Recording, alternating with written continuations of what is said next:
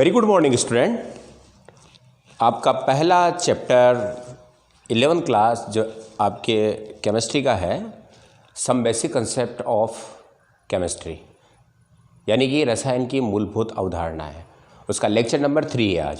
उसके पहले मैंने 2 लेक्चर आपको सेंड कर दिए हैं, जहाँ पर जस्ट प्रीवियस वाला जो लेक्चर था आपका, वहाँ पर हम यूनिट्स के बारे में पढ़ा था। आज आप 2 पॉइंट पढ़ेंगे। एक पॉइंट होगा आपका वैज्ञानिक अंकन, ठीक है ना, और दूसरा जो पॉइंट रहेगा वो होगा सार्थक अंकों के बारे में, यानी कि सिग्निफिकेंस नंबर के बारे में। ठीक है बच्चों, तो नोटबुक लेके आप तैयार हो जाए। आपका पहला जो पॉइंट है, वैज्ञानिक संकेतन या वैज्ञानिक पद्धति में किस तरह से अंकन किया जाता है। ठीक है, उसके पहले मैं आपको एक चीज़ बताऊं कि बच्चों, जब साइंस में कई सारे एक्सपेरिमेंट होते हैं और उनकी जो वैल्यू निकाली जाती है, तो जैसे इलेक्ट्रॉन का मास हो गया, इलेक्ट्रॉन का चार्ज हो गया, ये इतनी छोटी वैल्यू होती है ना, और कई डिजिट में आती है। छोटी वैल्यू तो है ही, इसके अलावा कई डिजिट में। जैसे कि आप अगर इलेक्ट्रॉन के चार्ज की बात करें, इलेक्ट्रॉन पर जो चार्ज होता है, तो वहाँ पर हम देखते हैं 0 0 0 0 इस तरह से 18 बार 0 लगेगा। 4 6 7 8 9 10 11 12 13 14 15 16 17 और ये 18। ठीक, उसके बाद आपकी डिजिट आती है 6022। ये इलेक्ट्रॉन का चार्ज है। अब ये डिजिट इतनी छोटी है और जब इनकी कैलकुलेशन की जाएगी तो कैलकुलेशन करने में काफ़ी कठिनाई आती है। ऐसे ही आपका अवगाद्रो नंबर है, जैसे तो अवगाद्रो नंबर जो होता है वो होता है 6022136100 16 टाइम 2 3 4 5 6 0 7 8 9 10 11 12 13 14 16। एक मोल के अंदर उपस्थित कणों की संख्या, अवगाद्रो नंबर जो आगे पढ़ने वाले हैं, ये होती है। अब इन संख्याओं को कैलकुलेट करना होता है जब, तो कैलकुलेशन में प्रॉब्लम आती है, तो उस कैलकुलेशन की प्रॉब्लम को थोड़ा इजी कर दिया जाए, इसलिए ऐसे डिजिट्स को क्या किया जाता है, वैज्ञानिक साइंटिफिक रूप से क्या किया जाता है, अंकन किया जाता है। और साइंटिफिक अंकन का मतलब यहाँ पर ये होगा कि साइंटिफिक अंकन में प्रत्येक संख्या को n × 10⁻n के रूप में लिखा जाएगा। अब ये क्या है, n यहाँ पर पूर्णांक संख्या होगी जो कि 1.00 से लेके 9.99 तक हो सकती है। और ये n जो है आपका, इसको n माने या x मान लूँ मैं, तो x यहाँ पर क्या होगा, चरघातांकी गुणांक है जो 10 की पावर के रूप में लिखी जाएगी। चरघातांकी गुणांक एक्सपोनेंट नंबर होंगे। ठीक, अब जैसे ऊपर वाला जो एग्जाम्पल है, अगर इसको मैं वैज्ञानिक रूप से लिखूं तो यहाँ पर मैंने कहा ना 1 से लेके 9, यानी कि आपका 1 डिजिट होगी, तो यहाँ पर 1 डिजिट यहाँ आ रही है, तो इसको मैं लिखूँगा 1.6022 1 पॉइंट, ये आपका n हो गया। ठीक है ना। अब आपके जितने भी यहाँ पर जो है 1, यहाँ से हमने यहाँ पर डेसिबल लगाया, तो 1 2 3 4 5 6 7 8 9 10 11 12 13 14 15 16 17 18 19, तो ये लिखा जाएगा 10⁻⁻⁹, क्योंकि जब भी आप डेसिबल को या तो इधर ला रहे हैं या इधर ले जा रहे हैं, यानी कि अगर आप राइट साइड की तरफ, जैसे यहाँ पर आपका ये वैल्यू आ रही है 0 से, अब डेसिबल आप यहाँ ला रहे हो, तो इन डिजिट से यहाँ तक आ रहे हो, तो आप जितनी डिजिट आगे आ रहे हो उतना ही डिजिट 10⁻⁻ एक्सपोनेंट नंबर में क्या लग जाएगा, माइनस में जाएगा। नीचे वाले एग्जाम्पल में यहाँ पर आपका डिजिट आ रहा है, तो ये हो गया आपका 6.0221361 कंप्लीट। अब उसके बाद मैंने कहाँ ले गया पॉइंट, यहाँ पर, तो 1 2 3 4 5 6 7 8 9 10 11 12 13 14 15 16 17 18 19 20 21 22 एंड 23, तो यहाँ पर आपका आ जाएगा 10⁻23। यहाँ पर मैंने डेसिबल किधर ले गया, मैं लेफ्ट साइड की ओर, आपका यहाँ पर डेसिबल लगा सकता हूँ मैं। ठीक है ना। अब ये 10 मतलब यहाँ से मैं कहाँ ले जा रहा हूँ, यहाँ, तो लेफ्ट साइड में हम जितना आगे बढ़ रहे हैं उतनी डिजिट को हम चरघातांकी गुणांक के रूप में पॉजिटिव घात लग जाएगी। और यदि आप इसको किधर ले जा रहे हैं, राइट साइड में, यहाँ पर हम क्या कर रहे हैं, ये संख्या है। अब जो हमने संख्या लिखी वो इतनी संख्या को मैंने छोटा किया है, तो छोटा किया तो इसका बराबर मान लेने के लिए हम क्या करना पड़ेगा, उतने से ही गुणा किया जा रहा है, तो ये पॉजिटिव आपकी पावर लगेगी। और यहाँ पर आपकी संख्या इतनी छोटी है 0.0000 पॉइंट यहाँ लगेगा यहाँ पर, तो इस जगह पर अगर आप पॉइंट लगाते हैं तो इसको हम कहाँ तक ला रहे हैं, ठीक है ना। ये जो डिजिट थी वो 0.0000001622 थी, और यहाँ पर है आपका, यहाँ पॉइंट है, उसके बाद फिर 0 आ जाएगा। तो इस जगह पर आपने डेसिबल को कहाँ ले गए, अपन गए थे इधर राइट साइड में। तो जब भी आप दशमलव को राइट साइड में लाते हो तो पावर माइनस की लगा दोगे, और जब लेफ्ट साइड में ले जाते हो तो पावर कौन सी लगेगी आपकी, पॉजिटिव। तो ये तो हो गया n, और ये आ गया 10 के पावर -19 जो लिखा है, तो x बराबर यहाँ पर कितना है, -90। यहाँ पर x बराबर कितना है, 23। ओके, तो इस तरह से घातांक के रूप में आप 10 की पावर के रूप में इन बड़ी संख्या और छोटी संख्याओं को क्या करते हैं, लिखा जाता है। तो ये है वैज्ञानिक संकेतन। समझ में आया बच्चों? केवल आपको इतना ध्यान रखना है कि जब कोई संख्या, जैसे ये 0.0000 यहाँ थी, तो काफ़ी छोटा मान है, 1 से काफ़ी ही छोटा मान है। अब इस छोटी वैल्यू को हम जब इसको साइंटिफिक संकेतन के रूप में लिखते हैं तो यहाँ पर क्या करेंगे, हमने यहाँ से आपकी डिजिट है तो यहाँ तक मैंने दशमलव लगा दिया, तो आपका दशमलव से पहले 1 यूनिट रखी जाएगी केवल, ये ध्यान रखें। दशमलव से पहले आपकी पूर्णांक जो राशि होगी वो कितनी होगी, 1 यूनिट में होगी। जैसे यहाँ पर 1 है, यहाँ पर 6 है, ठीक है। ऐसे ही कोई वैल्यू है जैसे 199.1000000। अब इसको आपको वैज्ञानिक संकेतन के रूप में करना है, तो मैं दशमलव को कहाँ ले जाऊँगा, आगे, ठीक है ना। तो जैसे मैं किधर ले गया इसको, लेफ्ट साइड में, तो ये पावर बढ़ जाएगी। तो अब यहाँ पर कितना हो जाएगा, ये 1.99, और कहाँ आ गया, 1 2 3 4 5 6 7 8 9, तो 10⁻⁹।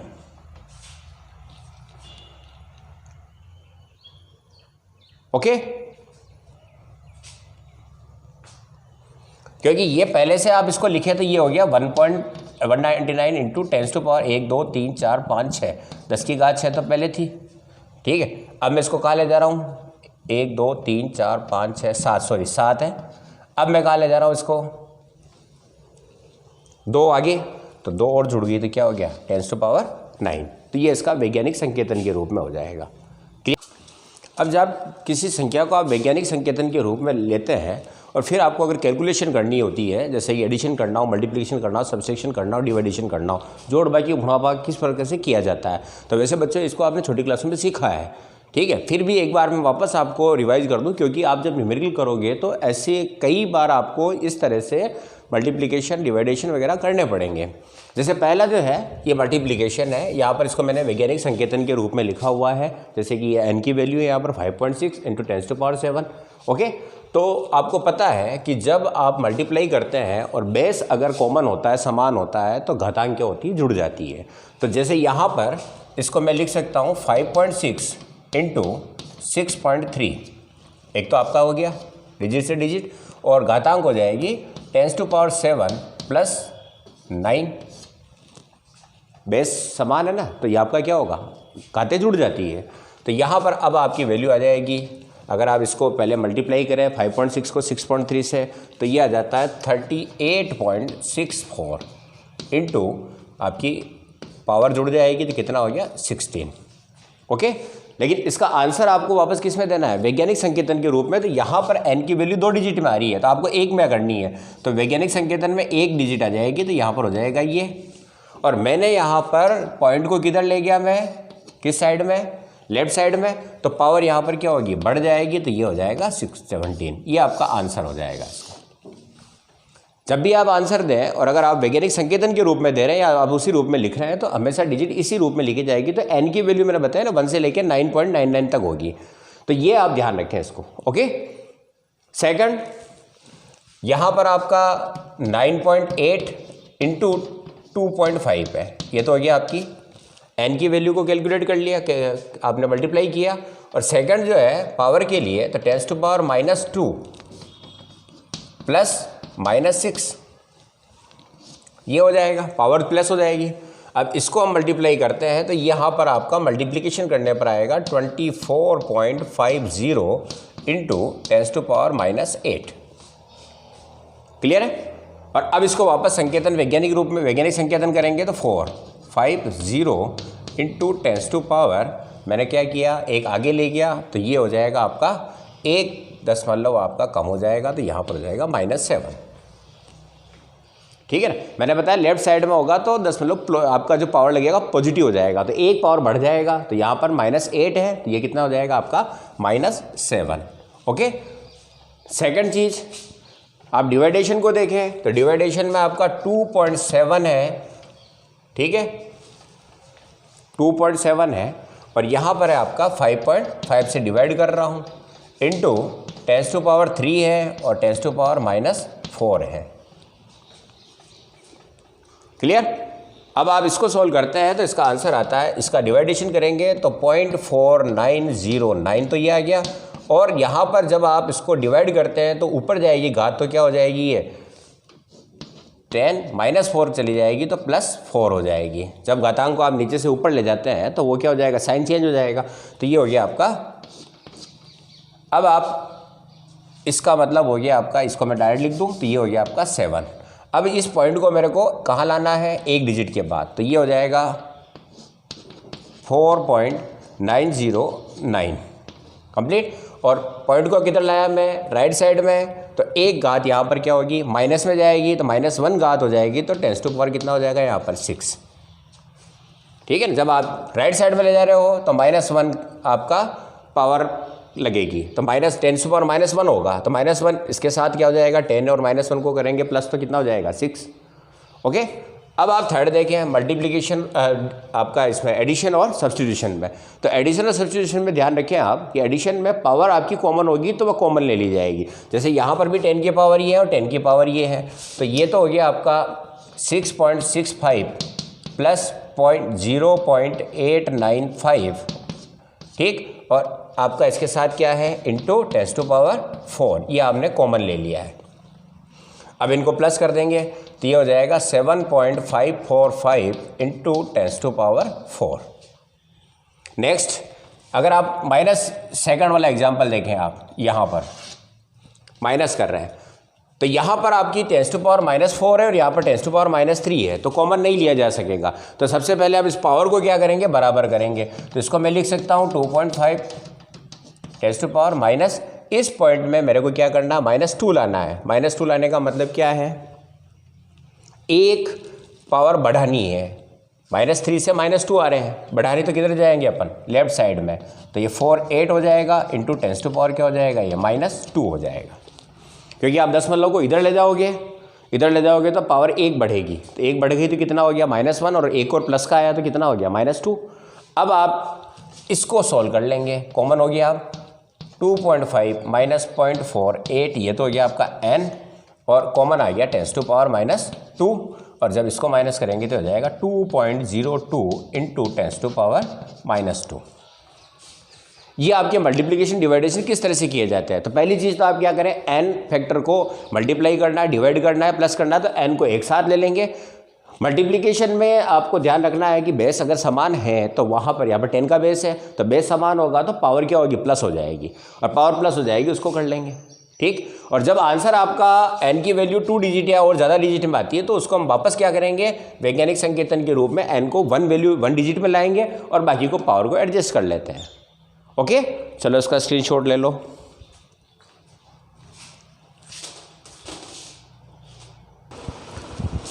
अब ये वैज्ञानिक संकेतन के बाद मैं बात करूंगा आपसे सिग्निफिकेंस नंबर के बारे में। देखो बच्चों, जब भी कोई एक्सपेरिमेंट किया जाता है तो एक्सपेरिमेंट करते समय हम उसकी वैल्यू को एक्यूरेट निकालने का प्रयास करते हैं, लेकिन कुछ चीज़ें ऐसी होती है जहाँ पर आप कितना ही एक्यूरेसी का ध्यान रखें फिर भी वहाँ पर कुछ न कुछ अनसर्टेनिटी बनी रहती है। और ऐसा इसलिए होता है कि आप एक्सपेरिमेंट में जिन मेजरमेंट के लिए जिन स्केल को यूज में ले रहे हो उनकी एक लिमिट्स होती है। जैसे आपके पास एक जनरली लेंथ के लिए स्केल होता है, वहाँ पर सेंटीमीटर और मिलीमीटर है। अब आपने एक लाइन को ड्रॉ किया है और लाइन को ड्रॉ करने के बाद जैसे 2.2 आया है तो एक्यूरेट 2.2 और 2.3 इस दोनों के 1 मिलीमीटर के बीच में भी काफ़ी सारी डिजिट्स हैं। तो वहाँ पर लास्ट 2.2 जो आप लिखोगे तो 2.2, 2.1 और 2.3 के बीच की यूनिट होगी वो। तो दो चीज़ें होती है, एक तो आप जो स्केल यूज़ में ले रहे हो या जो भी आप इक्विपमेंट यूज़ में लिया जा रहा है मेजर करने के लिए, उसकी लिमिटेशन होती है, और दूसरा जो मेजर कर रहा है यानी कि जो पर्सन काम कर रहा है तो उसकी भी लिमिट्स होती है। तो ऐसी स्थिति के अंदर आपको जो वैल्यू मिलती है तो वहाँ पर हम दो चीज़ों का प्रयोग करते हैं, जैसे एक तो परिशुद्धता का और दूसरा करते हैं हम यथार्थता का, प्रिसिशन, और दूसरा है एक्यूरेसी। अब दोनों चीज़ें क्या होती है, एक चीज़ देखें, 3 स्टूडेंट हैं ए, बी और सी, ओके, और एक टाइटेशन कर रहे हैं, अनुमापन कर रहे हैं। अनुमापन की जो एक्यूरेट रीडिंग है वो मैं यहाँ लिख रहा हूँ, जैसे कि 20.0 एक्यूरेट रीडिंग है उसकी। अब ए वाले ने जो एक्सपेरिमेंट किया है उसकी पहली रीडिंग जो आती है 19.6, सेकंड रीडिंग आती है 19.5, ओके।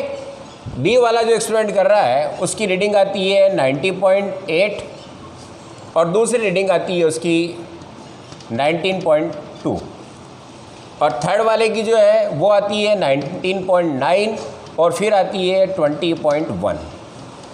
ये उसके रीडिंग्स ली उन्होंने, ए बी सी ने। अब यहाँ पर देखें कि यहाँ पर इसके दो लगातार जो रीडिंग ली गई है ये काफ़ी एक दूसरे के निकट है। जब वैल्यू 2 या 2 से अधिक वैल्यू ली जाती है और वो काफ़ी निकट होती है, जिनमें अंतर बहुत कम होता है, तो ऐसी यूनिट को हम परिशुद्ध कह सकते हैं, लेकिन यथार्थ नहीं, क्योंकि यथार्थ इनका एवरेज निकाला जाए तो इसका एवरेज जो आएगा वो आएगा 19.55 के आसपास, ठीक है। तो ये वास्तविक वैल्यू से काफ़ी दूर है, लेकिन हाँ इसकी रीडिंग्स जो आई है वो परिशुद्ध है। दूसरे की है, यहाँ पर 19.8 आया और 19.2 आया है, और इसका एवरेज लिया जाए तो ये हो जाएगा 19.4 के आसपास, ठीक है। तो ये रीडिंग आपकी न तो परिशुद्ध है और न ही यथार्थ, एक्यूरेसी भी नहीं है, क्योंकि यहाँ पर डिफरेंस 0.8 और 0.2 काफ़ी डिफरेंस आ रहा है, 0.6 का डिफरेंस आ रहा है, ठीक है ना। तो ऐसी स्थिति के अंदर ये रीडिंग न तो आपकी परिशुद्ध है, यानी कि प्रिसिशन भी नहीं है और प्रिसिशन भी नहीं, और दूसरी क्या है, न ही ये एक्यूरेसी रखती है, यथार्थ भी नहीं है। और थर्ड वाले की जो है यहाँ पर आपका डिफरेंस 0.2 का आ रहा है, यानी कि परिशुद्ध भी है, और इनका एवरेज जो है वो 20.0 आ रहा है। इसका मतलब ये क्या है, यथार्थ भी है। तो ये चीज़ आप ध्यान रखें कि परिशुद्धता और यथार्थता का मतलब हो जाता है कि जब आप एक से अधिक बार उस एक्सपेरिमेंट को करते हैं और रीडिंग्स लेते हैं, और रीडिंग में अगर डिफरेंस कम आता है तो वो रीडिंग सारी परिशुद्ध होगी, लेकिन हो सकता है कि वो यथार्थ ना हो। और जब आपका वास्तविक मान जो होना चाहिए उसी के आसपास है और रीडिंग में डिफरेंस भी कम है तो वह परिशुद्ध भी होगी और यथार्थ भी होती है, ठीक है ना। अब यहाँ पर एक शब्द काम में लिया जाता है, सार्थक अंक, सिग्निफिकेंस डिजिट या नंबर।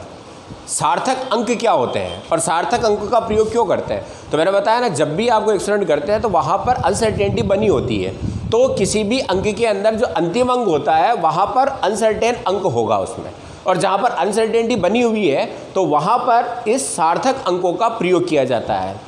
जैसे कि आपके पास एक वैल्यू है 11.22, अब यहाँ पर 2, 1 और 1 यानी कि 11.2 तक तो आपकी वैल्यू कन्फर्म है, लेकिन जो 2 लिखा है तो ये वैल्यू आपकी 2, 1 और 2, 3 के बीच में है, तो ये अनसर्टेनिटी को शो कर रहा है, ठीक है। तो सार्थक अंक किसी भी संख्या जो लिखी हुई है उसमें सार्थक अंक किसे माना जाएगा, तो जब किसी अंक में एक अंक अनसर्टेनिटी का हो तो फिर जितने भी अंक हैं उन सभी को क्या माना जाता है, सार्थक अंक माना जाता है, सिग्निफिकेंस नंबर माना जाता है। जैसे यहाँ पर आपका ये आपके कन्फर्म वैल्यू है इनकी, ठीक है, और ये अनसर्टेनिटी है, तो यहाँ पर सिग्निफिकेंस नंबर जो होंगे वो कितने हो जाएंगे, इसके 4 हो जाएंगे। अब सार्थक अंक किस तरह से निकाले जाते हैं, ठीक है ना, उसके बारे में हम पढ़ने वाले हैं। तो सार्थक अंकों का निर्धारण कैसे किया जाए, बिठा दूँ?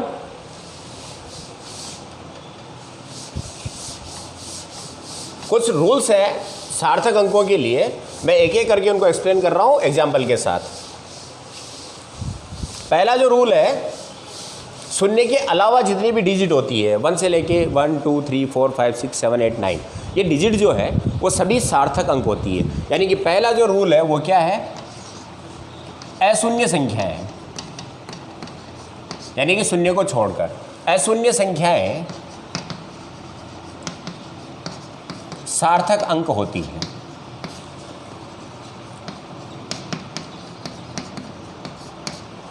जैसे 1 2 4 2.22, तो यहाँ पर सिग्निफिकेंस नंबर 3 है, यहाँ पर सिग्निफिकेंस नंबर कितने हो जाएंगे आपके 4 हो जाएंगे। पहली चीज़। दूसरी चीज़, शून्य के बारे में बात करेंगे हम कि शून्य कब सार्थक अंक होगा और कब नहीं होगा। तो शून्य के लिए पहला नियम है, बाईं ओर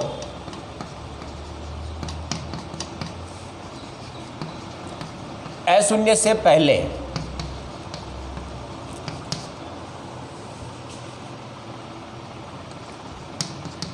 लिखा शून्य सार्थक नहीं होता है, सार्थक अंक नहीं होता है। जैसे कि आप 0 0 2 1 लिख रहे हो, तो इसके बाईं ओर लेफ्ट साइड में जो अंक लिखा गया है ये सार्थक अंक नहीं है, तो यहाँ पर सार्थक अंक कितने होंगे, सिग्निफिकेंस फिगर 2 होंगे। ठीक, 0.00221, यहाँ पर भी आपका अशून्य संख्या यहाँ से चालू हो रही है, बाकी शून्य है, तो यहाँ पर भी सिग्निफिकेंस नंबर कितने होंगे आपके 3। यानी कि बाईं ओर अगर उसके पहले कोई भी अशून्य संख्या नहीं है तो वो आपका सार्थक अंक शून्य नहीं होता है। तीसरा जो रूल है, 2 अंकों के मध्य, यानी कि अशून्य अंक है, 2 अंकों के मध्य शून्य सार्थक अंक होता है।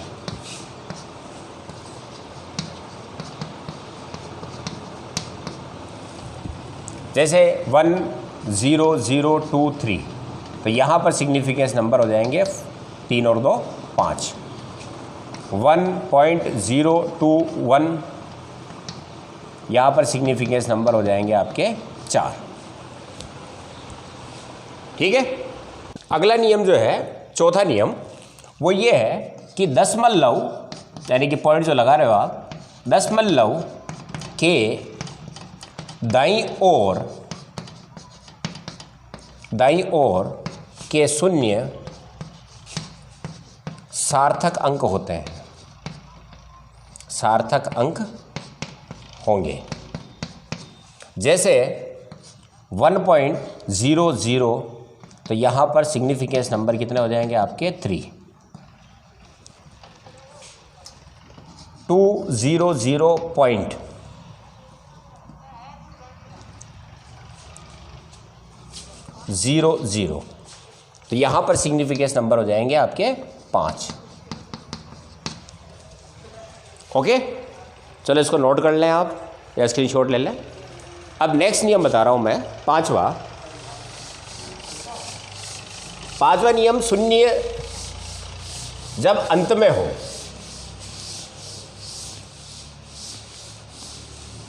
किसी संख्या के अंत में शून्य हो तो वह सार्थक अंक हो भी सकता है और नहीं भी। संख्या के अंत में शून्य है तो सार्थक अंक हो सकता है या नहीं भी। आप एग्जाम्पल से देखें, जैसे अगर मैं लिखता हूं यहां पर 2200, ठीक है ना, तो यहां पर सार्थक अंक आपके 2 ही होंगे। लेकिन अगर मैं इसको लिखता हूं 2200 पॉइंट, क्योंकि यहां पर आपका पॉइंट लगने के बाद इसके पहले जो भी लिखा गया है वो सब सार्थक अंक होंगे, तो यहां पर सिग्निफिकेंस नंबर कितने होंगे आपके 4। ठीक है ना।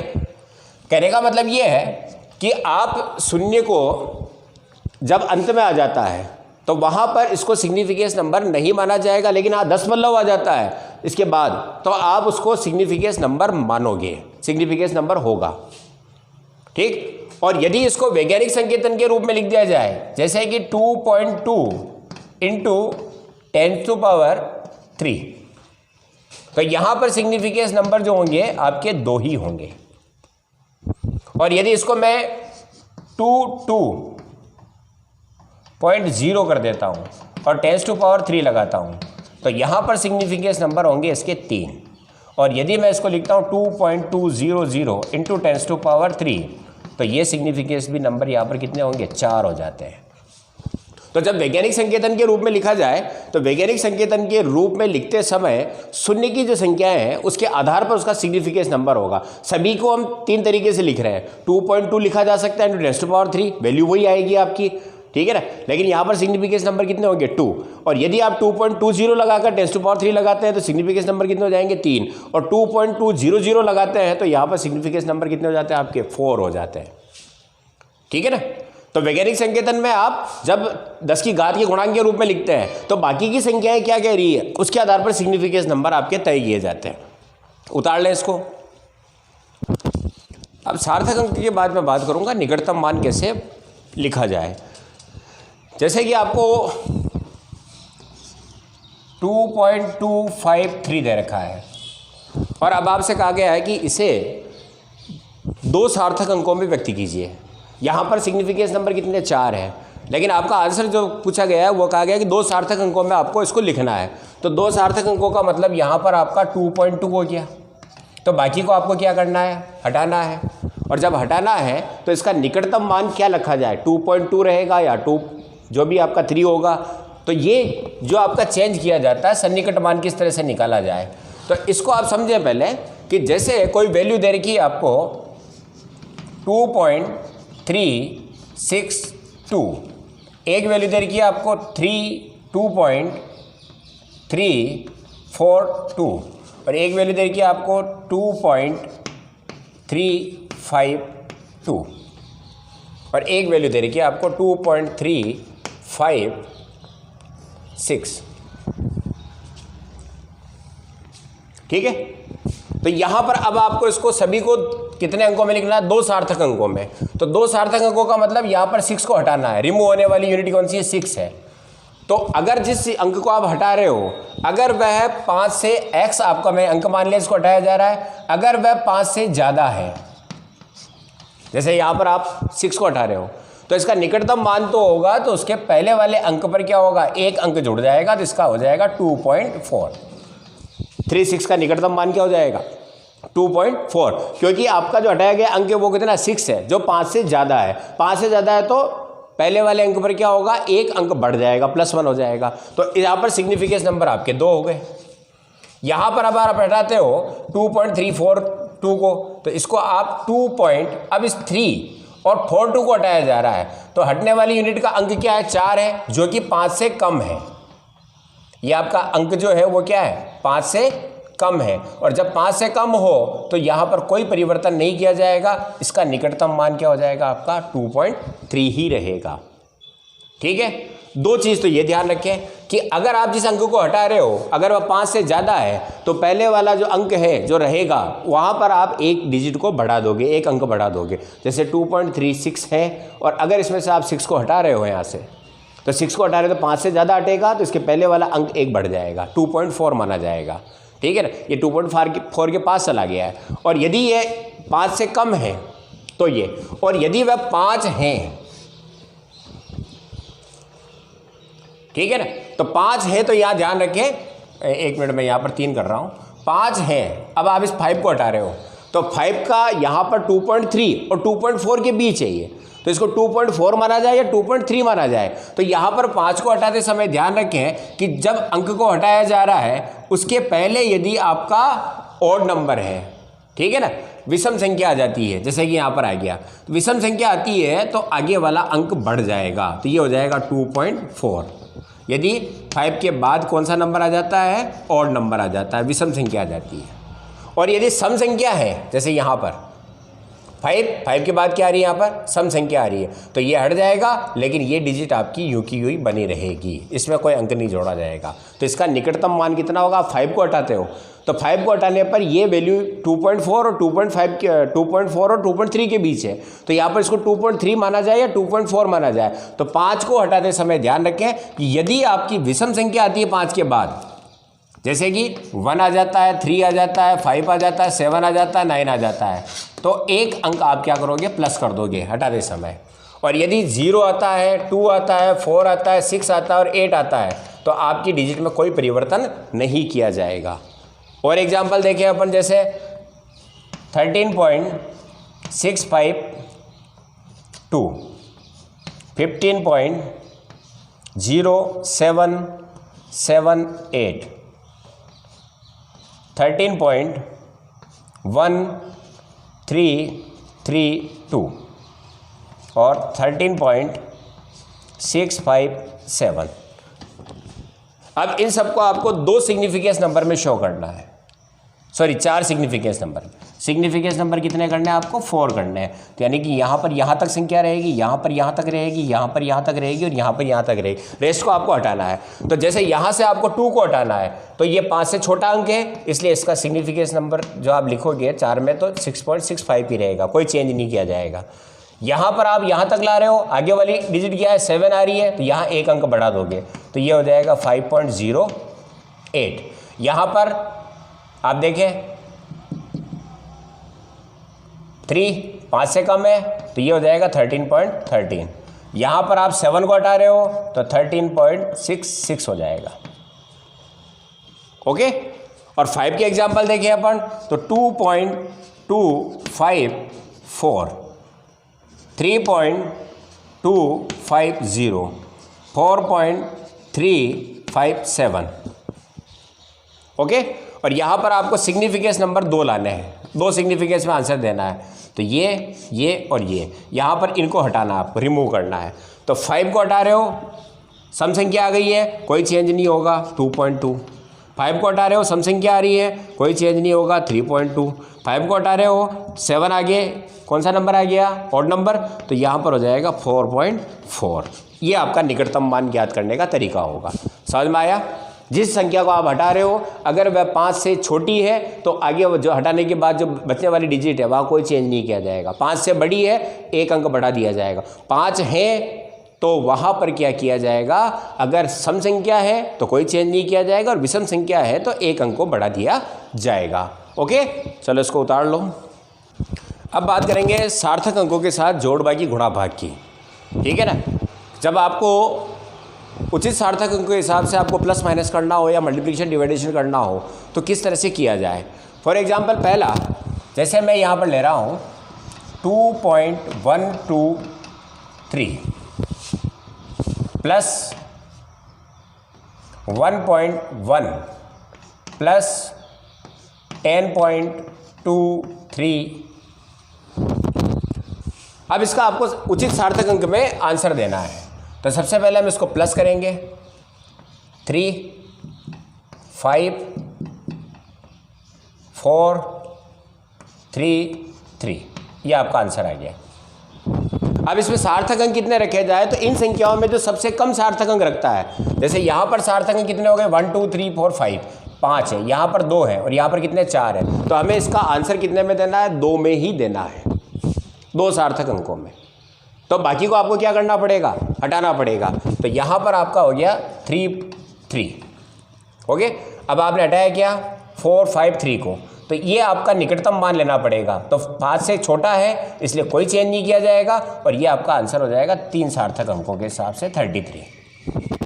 ओके, और अगर वह कहता है कि 3 सार्थक अंकों में देना है, जैसे कि मैं यहाँ पर 0 कर देता हूँ, तो अब यहाँ पर सिग्निफिकेंस नंबर कितने हो गए, 3 हो गए ना, क्योंकि दशमलव के बाद सारे सिग्निफिकेंस होते 0, तो ये 3 हो जाएगा। तो इसका आंसर हमें 3 में देना है, तो हम यहाँ से इसको निकटतम लेंगे। निकटतम लेंगे तो ये 5 है, तो यहाँ पर हो गया 33.453 को हटा रहे हैं, 5 है, आगे क्या नंबर है आपका, ऑड नंबर है, तो एक डिजिट बढ़ जाएगी, तो आंसर क्या हो जाएगा 33.55।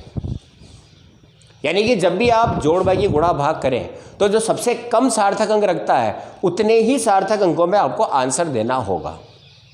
ठीक है, एक एग्जाम्पल और लेते हैं 33.3, ओके 32.62 और 33.50, इनको प्लस करना है। यहाँ पर हो गया आपका 2, 11 और ये 14, ये 9 और ये हो गया 9, ओके।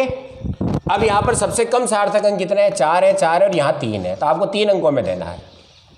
अब 3 अंकों में देंगे तो यहाँ पर आगे किसको हटाना पड़ेगा? निकटतम में 2 को हटाना पड़ेगा, तो 2 को हटा दिया मैंने। तो चूंकि ये 5 से छोटा है इसलिए आंसर क्या हो जाएगा? 99.4। क्लियर? और इसी एग्जाम्पल को अगर मैं यहाँ पर 7 कर देता हूँ तो यहाँ पर हो जाएगा आपका 7। तो अब आप इसको निकटतम 3 में लोगे तो यहाँ पर 1 अंक आपको इसका बढ़ाना पड़ेगा क्योंकि 7 से ज़्यादा। इसको जैसे ही 1 अंक बढ़ाओगे तो ये कितना हो जाएगा? 99.5। क्लियर? और इसी एग्जाम्पल में मैं एक चीज़ और करूँ अगर, ठीक है ना, यहाँ पर मैंने इसको 4, 5 कर दिया, 5 ना 8 कर दिया, तो 7 और ये हो जाएगा आपका 9। क्लियर? इसको थोड़ा ध्यान से देख लें। तो यहाँ पर आपका 7 हटेगा। अब 7 हटेगा तो यहाँ पर 1 प्लस हो जाएगा, प्लस होते ही ये क्या हो जाएगा? 0। यहाँ पर आपका 1 प्लस का मतलब 10 हो गया, तो ये कितना आंसर हो जाएगा इसका? 100 पॉइंट।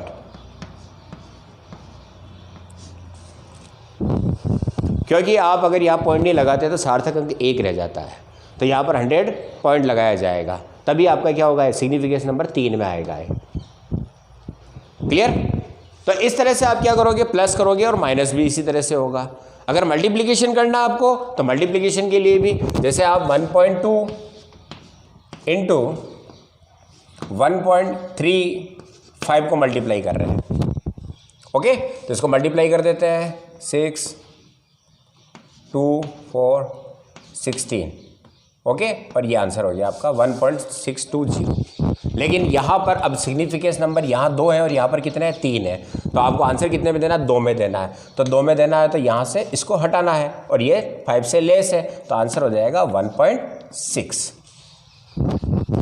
ओके, तो एक चीज़ ध्यान रखें, मेन चीज़ कि जब भी आपसे सिग्निफिकेंस नंबर पूछे जाते हैं तो आप किधर से चलोगे? लेफ्ट टू राइट चलोगे और प्रथम अशून्य संख्या जो होगी उसके बाद के सभी अंक सार्थक होंगे। जैसे कि